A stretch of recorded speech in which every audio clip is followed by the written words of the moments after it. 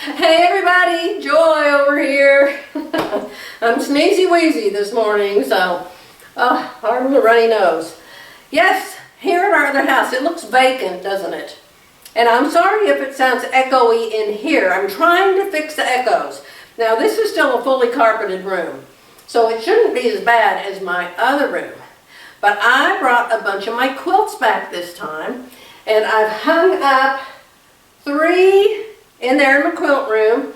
I hung up 1 downstairs, and I'm getting ready to hang 1 up here. So I wanted you to tell me if you think it'll look good here or not. I have my ladder here.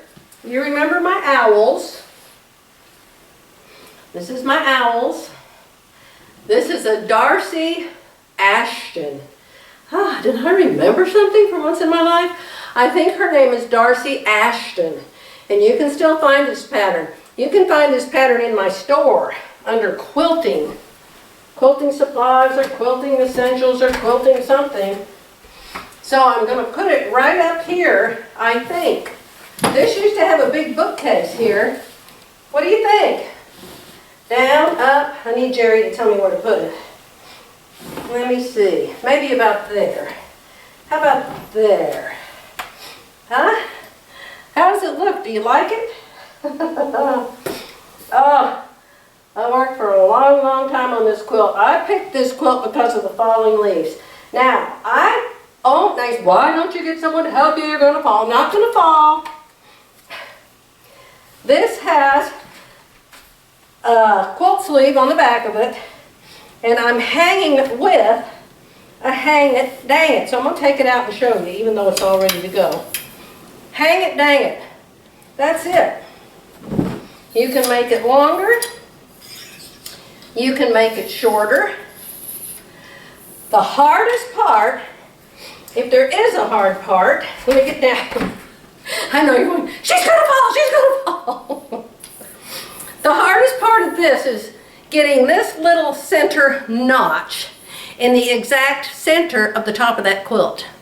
And then you click this little thing on here. It has a hole in it. I've shown you many times. Has a hole in it. The only thing is you have to have a hanging pocket, a hanging sleeve on the back of your quilt. And some of my quilts don't have one.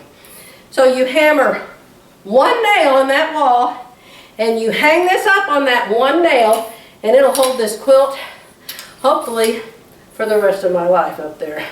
Because we're not selling this house. My daughter said no. My grandson said no. They want it when we're dead. I said, you never come now. Why will you come then? Well, you won't be there then. I'm serious. It didn't sound quite that bad, but our kids and our grandkids, they're not like me in my, I guess you would call it OCD-ishness. My daughter says I have ACDC or something. And she says she has it too. Hers is different than mine though. I was raised in a sterile house. My mother had 3 girls, and every single Saturday of the whole entire time we were growing up, before we left home, Saturdays were cleaning days, and she had 3 little maids. Oh yes, and we all had our chores. And my brother did outdoor things with Daddy. So, you want to see my other quilts? Hold on. Well, thank you for helping me hang it up. Looky there. Doesn't that just make a wall when you hang a quilt on it? I love it. So we're still empty here. You know, I had a big sewing table over there. I took the carpet out over there and put the wood floor in because of the sewing table that I bought to put there. I'm not bringing one back from my other house because I have everything set up there and I like it. So, I don't know, we'll see. Maybe we could just have a dance over there. I've still got my wonderful desk. It's a mess. I haven't cleaned it up. But you can see the bookcase over there. I'm starting. That's a built-in bookcase. So I'm going to put that fabric you saw downstairs. I'm going to put it in that bookcase because I have to have a stash here. And then, of course, you go in there, and that's the big quilt sewing room where you always say, oh, the sound is just terrible. And that is my, what is that called? Sunny Lanes. That was in Nichols' quilt book. I love that quilt. And I had 2 quilts up there. There's still 2 nails. Right up there was my turtles, and right up there was my laundry basket quilts spool quilt. But I put it in the other room. That one does not have a hanging pocket on the back, I don't think. And I haven't figured out where I want to put that yet. I had a great big hanging bar up there. There's nothing left but Jerry's speakers. I call them bats. And the holes left from where my big bar was. Well, that big bar is hanging in the guest room at my other house now. And I tried to find another one online, and they don't make them anymore. So I don't know what I'm going to do up there, but I'll figure out something. I'll probably do a hang it, dang it, and hang it above where those holes are. And then that way that will cover those up. And hang one of my bigger quilts. I'd like to hang the bird hearts there. But it doesn't have a hanging pocket. You'll see it in a second. So this is a very nice room. This is the upstairs bonus room when we built this house. This is the other bedroom. I built this bedroom. I put this bedroom up here for my mother. But by the time, that's the color of the violets, that I made a quilt with the violets, or I bought a bedspread with the violets that Mother loved, and that was the color on the bedspread. But by the time Mother was old enough to live here with me and for me to take care of her, she couldn't climb up and down the stairs. So she never did really live in that room, which is a shame. But I've got to buy some furniture for in there, as you can see. That's where Jerry and I do shine when we do it. I got to get some furniture in there. We shall see. Let's go look at my quilts. I just realized I had Charlie Rich on, so I'm sorry if you heard him singing in the background. I just turned him off. And so there is my Surefit Designs poster board, remember? Philly and I both made Surefit Designs poster board, fronts and backs with no seam allowances. So we can trace that, make whatever style we want to copy, then add the seam allowances and make it. And that's a dress you saw me make last time I was here. All I have left to do is top stitch the facings in these armholes like I did the facing at the neck. So that'll be done. Really like that dress. So here's the big quilt room. My wonderful, wonderful former attic. And you can see I have a quilt. I have 2 quilts. Oh my goodness. That one, I don't remember the name of that one. Everybody always wants to know, and I always forget. I love that quilt. And that one's called Strawberry Sundae. It's been there for years and years and years. And the hanger was still up there, so all I had to do was put the quilt back on it. I didn't like that quilt at my other house anyway. It doesn't match. My other house is all brown. And then over there is where my laundry basket quilts, spools. I was the first one to do variegated, by the way. I bought her pattern, and hers were just solid colors. And I made mine striped like that, made them variegated. And then I used variegated thread to quilt every single one of them. And now Edita Sitar copied me and made her pattern be variegated. I'm sure that isn't true, but it seems like it to me. So 3 quilts in here. Remember I had them on the ceiling over there? I got to make some more small ones. And then this is the bird hearts. And I've got to put a hanging pocket on it or figure out some other way to hang it up. It was out there. Remember the great big bar I told you I had? I moved to the other house. You could hang a quilt up with that without it having a hanging pocket on the back. And so that's how I used to hang the bird hearts up there. What's the bird heart quilt? Well, you'll just have to wait and see. So I'm out of breath because I just ran up these stairs. But I got to show you my new fabrics. Hopefully the sound is okay down here. Look at all those fabrics. I'll get up real close to them in a second. But I bought all those fabrics. I bought 2 yards, paid for 2 yards for each of them. Fabric Mart, fabrics.com, $4.96 a yard. 2, 2, 2, 2, 2, 2, and 2. But every single one of them is 2.5 or 3. I don't know how they do it, but they do. So let's get closer. So this is my navy blue and white section. You can see certainly. I can make a white top, blue pants, and a striped jacket or whatever. Peggy Sagers just did a show last night on 3-piece coordinates or 5-piece coordinates or something. I didn't really understand hers, or it was the usual Peggy thing. But I thought, hey, I can do all kinds of 3-piece, 5-piece. Over here, they're all knits. I don't hardly ever buy wovens from Fabric Mart Fabrics. I just don't have any, hardly ever. So these are all knits. The white in the middle. You can see the pink and the white go with the white. The tie-dye goes with the white. I thought that stripe over there would go with it, but it really is more, I don't know, dirty white, I guess you could call it. I think you can see up close. And then these are my prints. Another navy. Love the colors in that. I don't know if I look good in the bright colors like I used to, but I don't care. I still like them. That was Philly's favorite, the black with the flowers. She thought they were pink flowers, but I wouldn't call them pink, Philly. Ooh, they are pretty though, aren't they? The leaves are a bizarre color. I don't even know. Gray blue, and the flowers are, I don't know, coral, kind of corally, I would think. And then this blue, this is my favorite. I love blue. And that has pretty pink and yellow. I got pants, I've got green pants, yellow pants, pink pants, blue pants. And then over here is my black coordinates.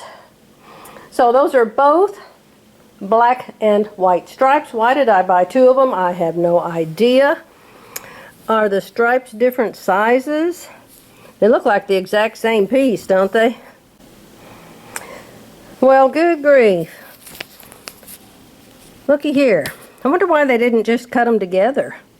They're the exact 100-49066, 100-49066. So they're the exact same fabric. Joy, what were you thinking?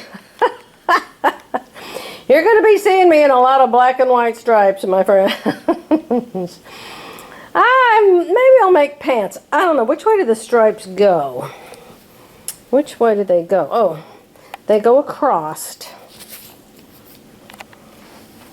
The stripes go horizontal, so I don't know if I want stripes going horizontal across my fattest belly part. But, oh my goodness, I may give away one of those. I thought, boy, those sure do look a lot alike. Duh. Oh, and then the blue. I think you already saw it. And isn't the pink with the dots cute? Oh, love it. So all of these are going in the washer. That's why I brought you down here to see them. I mean, they are all over my living room. These came in a big box. I think there's 7 of them. 1, 2, 3, 6, 7, 8, 9, 10, 11, 12, 13! There's 13 of them. What is that about? Oh my. Okay, I have to go wash all these. Oh my. If you could see my tripod, it is so crooked. It's leaning over like this. But it makes my room look straight for some reason. I hope it looks straight. If your quilt is crooked, I get remarks. So remember, this is an attic. The floor is level. I don't know why tripods always make my room look crooked up here. But I want to show you. I got all my fabrics from Fabric Mart Fabrics. These are washed. The others are washed also, but they're downstairs still. And here's all of the papers that were stuck on the fabrics. So I wanted to show you what I do with them. Okay? They're very stickable and re-stickable, which is nice. So I'm going to stick them over here on the edge of the table. They were stuck on the sofa bed, or the, what do you call that table that goes behind a couch? I don't remember what you call it, but anyway, they were stuck on it. So I'm going to put them right there. They're very sticky and unsticky. I think it's just those Avery labels is what they are. So this is how I store, until I use it, my fabric. Number one, you have to have a piece of chocolate. And this chocolate is a Hershey's Kiss with a nut in it, an almond. You have to have that because that's your gas, you know, your fuel, your electric engine or whatever. Okay, I have 3 stripes here. Sorry, Cherry. I washed these 3 together because they have white in them. However, whenever I'm washing new fabric, I always put in at least 2 of those color catcher sheets. Is that what they're called? They're by Shout, and they're called color catchers. They really work. If you've never used them, please get some because they're wonderful for washing new fabric. And like when I ordered my shirts from Belk, my Kim Rogers, all those colored shirts, I put probably 3 of those in there. It seems like the blue ones and the red ones always want to run, but I don't know if they ran very much. I know the fabrics. If you ever have a dark bluish, purplish fabric, oh, they run bad, and usually reds and dark burgundies. So I buy these. Now this happens to be a nice one. Don't buy nice ones. Buy the cheapest ones you can find. Walmart has them. Cheap, cheap, cheap. Buy them 20 inches by 30 inches. Sometimes Walmart has them, sometimes Walmart doesn't have them. And so when Walmart didn't have them, I bought some from Amazon. They were 3 times the price. And they're much better quality, but I hate them because they're such good quality, they're extremely hard to cut. And you have to cut them. I cut them in half and in half. And I cut them on top of a cutting. Throw those on the floor. My floor's halfway clean. Cut them on a cutting board with an X-Acto knife and a ruler. So here's my little X-Acto knife.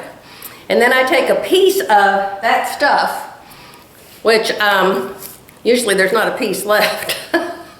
But sometimes what you have to do is you have to cut them for the bookshelf you're going to put them into. And so my bookshelf just happens to be so high and so wide and so deep that to cut this in half and in half makes them 15 by 10 inches. And that fits perfect in my bookshelf, so that's how I cut them. But sometimes in my other house in Edmond, I had to cut them an inch shorter, so I ended up with these little 1-inch strips. And so then I put them on here for a safety device. You don't have to have a ruler this big. But since I have one, it makes sense that I should use it, right? So I'm going to find 15 inches from the one. 15 inches, because this thing is 30 inches wide. I'm going to line it up straight right there on the edge. Now this other side might come out 15 and a 1/16 of an inch, 15 and a 1/4 of an inch. Doesn't matter. I don't care. They work fine. So now I'm going to take my cutter and I'm going to cut. Now, why do I hate these expensive ones? Because you usually have to cut them 2 or 3 times to get down through them. The cheap ones, you go like that one time and they're done. Okay, so now you have 2 15 by 20s, right? We're going to turn it this way and we're going to cut this 20 inches in half. Then we're going to have 10 by 15s. See, super easy. So we're going to cut this 10 inches, so we're going to find the 10. Did you notice I cleaned up my table? This is the table that had my Alissimo on it. But I decided yesterday, since we're keeping this house, praise the Lord, I'm so excited. Since we're keeping this house, and the most exciting thing happened, I have to tell you. But since we're keeping this house, I put my Alissimo back over there where it's supposed to be, because I'm not going to be selling it. See there, these actually cut pretty good. That must be a new blade. See here? Now this one is 1/8 of an inch wider. I don't care. Don't worry about that. These were $3 a piece, wherever I got them. Oh, I tell you where to get them, My Jeffrey in California told me. Dollar Tree, not Dollar General. Dollar Tree has the super, super cheap ones, and they used to be $1. Now they're probably $1.25. Oh, they're wonderful. I highly recommend getting them there. This didn't come from there, I'll tell you, because it's too nice. So another 10. Why don't you measure across the top and find the center? Because it doesn't matter. It will fit my bookcase. And once it's wrapped with fabric, don't cut your ruler. Now see, this has a knot in it, and that's what I don't like. It has a knot up here, so and I have to, man, it is a hard. Oh, there, I broke it apart. Yeah. I don't know what they make these things out of, but. All right, so now I have 4 of them. So now I'm going to wrap my fabrics around them, because I have to have a fabric stash here, everybody knows that. And I have a little stash, maybe you saw it in my video here somewhere. So what I'm going to do is I'm fixing to wrap the navy and blue stripe. So I'm going to find navy, blue, white, polyester lycra horizontal stripe, and I am going to stick this on this board right here. So this tells me how much I pay for it. How much I have is wrong because it says 2.5 yards, and I know it's at least 3 yards, but I don't care about that. It's always way more than I ever use. All right, what else do I have down there? I've got the black and white. So find a paper that says black and white, horizontal stripe, jersey knit, and put that on this one. Then I've got that beige and white eggshell, cotton jersey knit, eggshell, beige white. Beige white Supima cotton rayon horizontal stripe. So that's the third one. So here's my 3 boards. This is an extra one. So now what do I do? Now what do I do? Put these aside. Boy, I miss my really nice sewing tables I had in here, but I'm going to deal with what I've got left. All right, put your sharp things away, Jerry. Jerry, you shouldn't leave sharp things out. If you don't happen to have a table, I have these tables because Jerry and I own a business here. We owned a medical equipment business for 35 years. And I had a room in the back that was just for me that I put there for my grandkids. My grandkids were born during that time and were super cute, and I kept them a lot. And so I made kind of a playroom for them next to our office in the back of the store. Well, I also put files together in the back of the store. We were a medical equipment business, and we had to have paperwork, and we didn't take computers around in those days and have people sign the computers. We had to have actual paper. And so I built files back there, and I had these 2 tables bought in. I purchased them somewhere. I don't remember where I got them. Probably Quilt. I used to get a lot of things from Quilt.com office supplies back in those days. They're really nice tables. But to have them up as high as you're probably thinking, well, how'd you get them so high? We put wheelchair feet on them. Wheelchair feet, no, walkers. Walkers, we sold walkers, all different kinds of walkers. And then some people were tall, and they had to have their walker taller, and so they have these legs for walkers, legs for walkers. Oh, and I think also bathroom chairs and things like that. And you could put these on, and they have the little dots, and the thing pokes through the hole, you know, and it makes it taller. So I have 8 of those under these tables on all the legs, so it lifted it up. Very, very nice. If you don't have a long table like this to work with, in fact, I've never even used this table for this before. I use the carpet, the floor, or I use a bed, or I use my cutting table. But for today, I'm going to use this table. These are the kind of tables, although these are nice, expensive, heavy-duty ones. You know, like they put up at church picnics and stuff, and then the legs fold up, and They can go put them away somewhere. Okay, we're going to start with the black. How do I know right side from wrong side? I don't. And I don't care. I just fold it. And when I go to cut out my pattern, then I figure out what side is right and what side is wrong. Okay? That's me. You do you. Everybody do yourself. That's my rule. It takes some fiddling with these knits. I would say the inside of this is the right side. Did I make my blouse? Yes. What pattern did I use? My favorite pattern that I've used 1,000 million times. I think I have it out somewhere. Where would I have put it? Hold on. There it is. That's the top I have on. I have made it 10 times at least. Love it. I can't remember if that pattern is still available or not, but with the pattern companies going out of business, I don't know who's going to buy those. Maybe Michaels will buy that. Michaels bought a bunch of Joanne stuff. Maybe Michaels will buy the patterns and become our new Joannes. The commercial pattern companies were foolish to not keep up with the indie patterns. Why? How? They stuck with the old way of making everything. They didn't come up with the new ways that people have learned to do it, like not using, according to Peggy, they don't do facings anymore in ready-to-wear. And according to Judy Kessinger, they don't do darts anymore, but I don't agree with that. So anyway, these indie patterns, which are usually PDF, and some of the companies are okay, some, I've had a lot of problems with Love Notions, but other people love them. You know, I have that one pattern from Hot Patterns. I don't know if they're still in business, but you know, you make the stripes this way, then that way, then the other way, and it makes a really cute top.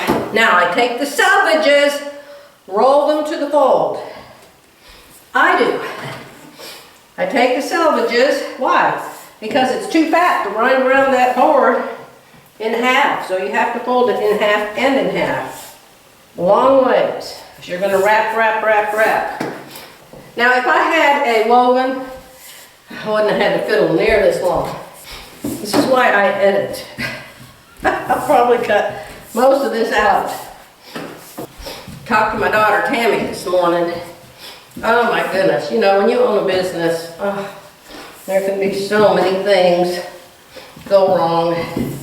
And sometimes being super successful makes it even harder to have a business. But anyway, I was saying, sometimes when you own a business, and my daughter Tammy does, she dyes yarn. Her business, pardon the Kleenex, I noticed this morning, she dyes yarn. She dyes thousands of skeins of yarn, and she's really, really good at it. Her business is called The Chick That Knits. And so she's very successful, and her business is booming. My daughter likes to travel, and she takes her yarn to shows. I would hate that, absolutely hate it. Hauling all that stuff, setting up your displays, hanging all that yarn, taking it all down when you leave. Oh my gosh. I do not like to travel. Tammy got that from my first husband, who was her daddy. He loved to travel. Wasn't me. He loved dogs and he loved to travel. So he left when she was just a couple of years old. I don't know how she turned. I don't know how come she's so much like him, because he certainly wasn't around to raise her, but okay, did you see how I did that? Fold and fold and fold and fold. And you can see it fits my board perfect. It's even a little bit wider. So you can see, I've wrapped it around the end. I fold the raw edges in. Now I have those little clips, but I don't like those little clips. The little clips don't stay on good.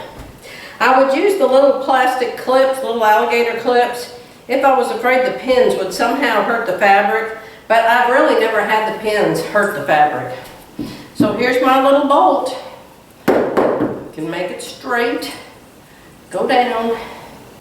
So you can either put it in the shelf you can put it in your bookcase like this, which in mounds, I have to do that. But here, it goes in my bookcase like this. And then in mounds, I always use the pretty folded ends to show. Although in this case, they're both pretty, but whichever end looks nicer, that's the end I show. It does cause issues in being able to see your fabrics. Because when you've just got this much showing or this much showing, you can't really tell what the print is or what they look like or anything. So, now, this is the blue one. What you can do before you have to mess with it as much as I did with the black one is line it up to start with. Hold the selvages together and look at it and see if the stripes line up. Well, not the stripes, but the print, the solid, the whatever. See if it hangs nice. If it's all rumply this way, then move the selvages up or down. I actually did already move this down one stripe on the back. See, so the back is one stripe shorter than the front. And it seems to be hanging really nice. So, start with that. This one, the stripes line up really nice. Sometimes they're crooked as can be. So let's roll this one up. When it's a knit, I start at the end, one end, like this. Cover up, top side of the board, don't make it go over the edge. Then, as I put it on the board, I stretch and turn. Push a little bit and turn. I'm pushing this. I'm taking this and pushing it that way, just a tad, because it will hold this on the board better. If you don't get it on here pretty tight, it can fall off. Yeah. This is a double brushed knit. It is so soft. I hope it's not one of those that looks bad after a couple of washes. Did I put it in the dryer? Yes. What on? I don't know, just normal. If it's going to shrink, I want it to do it ahead of time before I make something out of it. Alright, so now it's a little bit extra. I'm going to fold it back because the edges are never straight. So fold it back till you got a straight piece pin. Then get your pins. What kind of pins? These are those glass head pins with the white balls on the end. Fine glass head pins, that's what I'm using. You don't want to use anything that's going to rust, that's for sure. And there you go. This way for my bookcases out there, and this way for my bookcases in mounds. Those bookcases used to be here, but they're not here anymore. So I'm going to go add it next to the black one. All right. That's the end of this demonstration. Now it seems like I started to tell you something about Tammy. Tammy Joy, I call her TJ. She called me this morning, and my nose was run like a sieve. I finally said, "Oh, I'm sorry." She said, "Are you sick?" I said, No, just allergies." So she has an employee named Rebecca, and Rebecca is amazing. You want to see about my daughter? Go to A Chick That Knits on YouTube. A Chick That Knits with a Z on the end of knits. A Chick That Knits. She has a really darling employee, and if you watch the videos, you'll see her. Her name's Rebecca. Well, Rebecca somehow hurt her wrist, and she had surgery for a tendon or something, and it didn't turn out well, and now her wrist is broken. So, with a broken wrist, she can't dye yarn. When you're dyeing yarn, you have to put your hands down in hot water. You have to put a rubber glove on and deal with hot water and pouring dyes and flipping it and turning it and rinsing it and squeezing it and all these things. And Tammy is super, super busy right now. Her business is very successful. But she's having to work 14 hours a day to keep all the yarn dyed that people want to buy. So bless her heart, that was the issue with us. I used to tell Jerry, I said, you know, we could have a dozen locations if it wasn't for employees. Boy, when you've got employees, you know, human beings and all. And Tammy said now, she said, Mom, it's just so different than when you and Dad started in business. And I said, oh, I know. And Rebecca is wonderful. She's wonderful, amazing, fabulous. She's actually like part of our family now. But with a broken wrist, oh goodness. All right, I'm gonna let you go. I'll be back. I don't know why, but I'll always come back. Well, happy Friday the 13th, my friends. I've decided it's a lucky day from now on.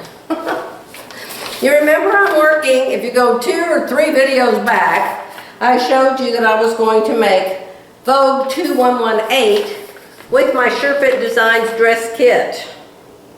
So I already made it once. I think I might have a picture in my phone that I sent to Philly. If I do, I'll put it right here and show you what the muslin looks like, okay? Right here.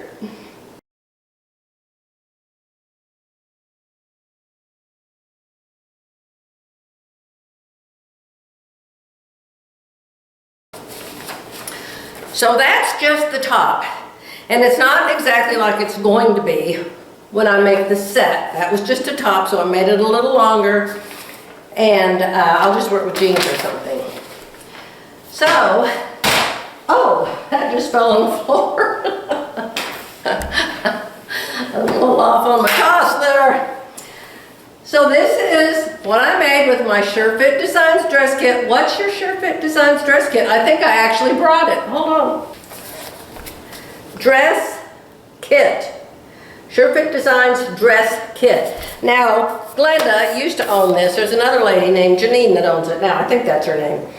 And she redesigned the envelopes a couple times, Glenda did. So this might not be the way the envelope looks now, is my point. But this is the Surefit Designs dress kit. You can make blouses, you can make dresses, you can make jackets, you can make everything, skirts, with this dress kit. I think the first time I used that was in 2009. So if you take 2025 minus 2009, that's a lot of years. Let me see, what would that be? Well, play like it was 2010, that would be 15 years. And so subtract a year, or add a year, that would be 16 years. You love my math. I can hear y'all typing, no, Joy, it's this, it's that. Anyway, this is the front, the side front, the center front, and the center front has its own facing already on it. This is the size of the buttons that I bought. I'll show you the buttons. They're super pretty. I got them at Amazon. That's the size of the button. And this is how you measure for a button. Philly and I actually have become extreme professionals about the button extension. I don't want to say anything bad about Surefit Designs, and maybe it's right. Maybe there's more than one way. But the way we decided to figure out the extension, if you're going to add buttons, is 1/2 of the diameter of the button. Is that the diameter or the radius? What's the difference between a diameter and a radius? I don't know. But all the way across is 7/8. So you take 1/2 of that plus 1/4 inch, because you want 1/4 inch past your button. You don't want your button to just hang over the edge of your shirt, okay? So this facing will simply fold to the inside. It'll be sewn to the back neck facing, which is around right there, back neck facing. And so this is how the buttons will be. 1, 2, 3, 4, however many I put. Have you noticed that you can use a quilt for a bulletin board? Be very, very careful that you don't have a bunch of nasty pencil that can rub off on your white quilt. I do have pencil on this, but not aimed at the quilt. It's all forward looking at you, okay? So, here's the center back panel. It has a 2-inch pleat in the back. So I've got that on there. And this is the side back panel. So the back has a princess seam, the front has a princess seam. I'm putting the cap sleeve on it. And when that one gets done, my real pink one, where's my pink fabric? So this is my fabric. It's kind of a linen and something. I don't know what. It doesn't wrinkle, so it's not much linen. But it looks like a linen, and it's really soft. So it's going to be this fabric. top and skirt. And I have pink shoes that match it perfect. Can you even believe that? I know, I'm so excited. All right, where's my buttons? I wish I had this stuff ready for you. I look terrible today. I'm on second day hair. I'm always like, oh, I hate to make a video when I didn't wash my hair today, but who cares? Don't look at me, look at these buttons. Okay. Oh my goodness, they're all falling on the floor. Oh my, oh my. Call 911. Everything's falling on the floor. Okay, hold on, I'm gonna show you how I test a button. Get some Scotch tape. Get really close to the camera so everybody can see your 10 chins and all your wrinkles. Okay. Take your tape and wrap it around so the sticky part's on the outside. Tape it to the back. I do this all the time. Tape it to the back of the button and stick it on there. Okay, let's get another one. Get your tape. Wrap it around. Stick it to the back of the button and slap it on your shirt. I do this usually when I've got the blouse done, and I'll tape them down the center of my body. Look at that. Aren't they darling? I know, Amazon buttons, who knew? I just love them. I think there's 12 of them on this skirt and blouse set.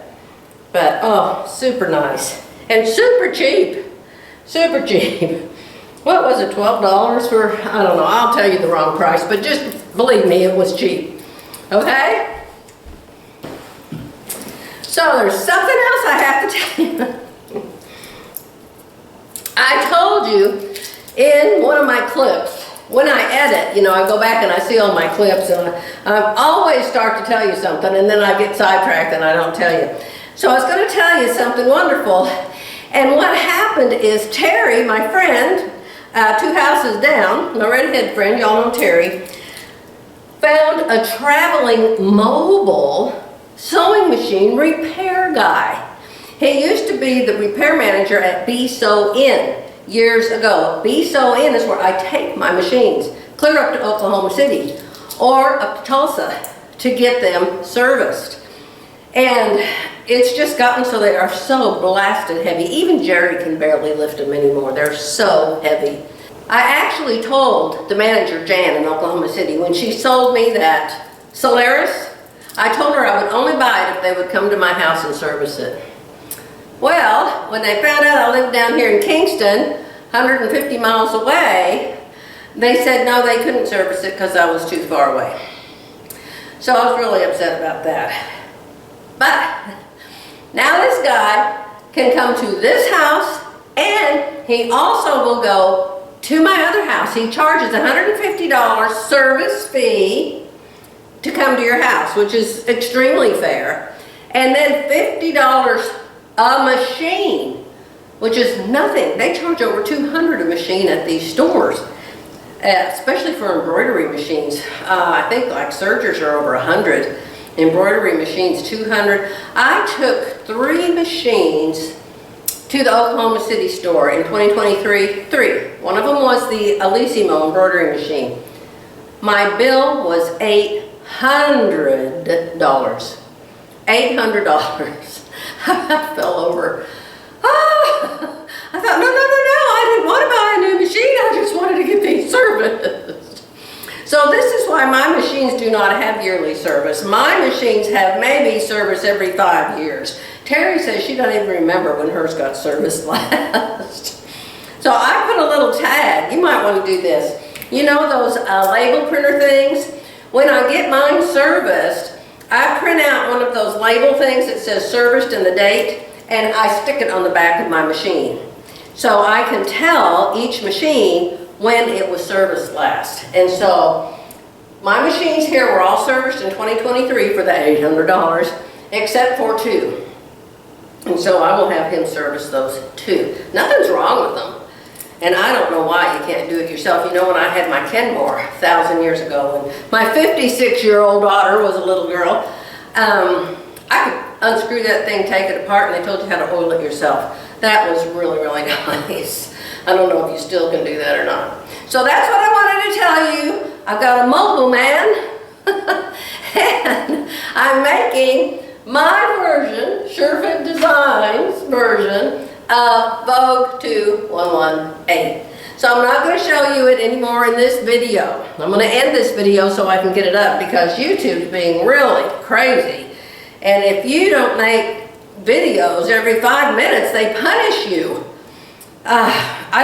Jerry keeps saying, you need to call them, you need to call them. I said, how do you call YouTube?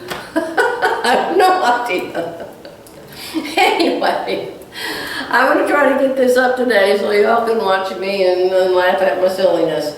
So, I'll be back soon. I'm getting ready to lay out the pink fabric, cut this out, and start putting it together. So I've got to go for now, but I might be back real soon.